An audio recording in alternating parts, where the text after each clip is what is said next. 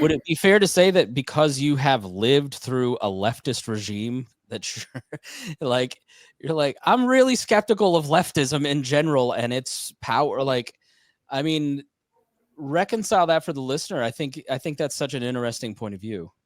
For sure. I would have never described myself as a Trump supporter. I don't even think I still do. But as you said, you will always find me on and the I don't think that side. I got Trump supporter from that. I don't want you to think Right. No, that's fine. Not that there's anything wrong with that, but it's just you will always find me on the opposite end of whatever leftist policy is trying to be passed.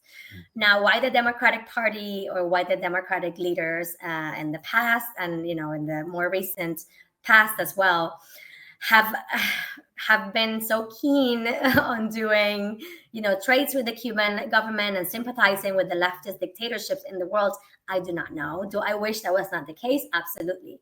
And maybe in the past it wouldn't have been. I know that Obama, he got a lot of Cubans behind him because I believe he came out and sort of voiced his support for the Cuban freedom movement. If that was true or not in the end, that's a different question. But Cubans are willing, we are willing to stand behind the people with the right speech and the right priorities. And sadly, the Democratic Party of today, you see all this support for, again, leftist, anti-family, It's sort of funny when the Democratic National Convention comes out and has flags and freedom, and you're like, you're doing liberty now? Like, this is a Tea Party? Like, I don't think we felt like that.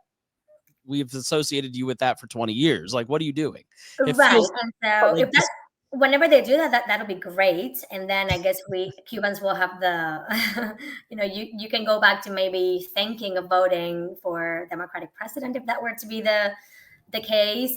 You would think that, again, supporting totalitarianism, that would just not be a partisan issue.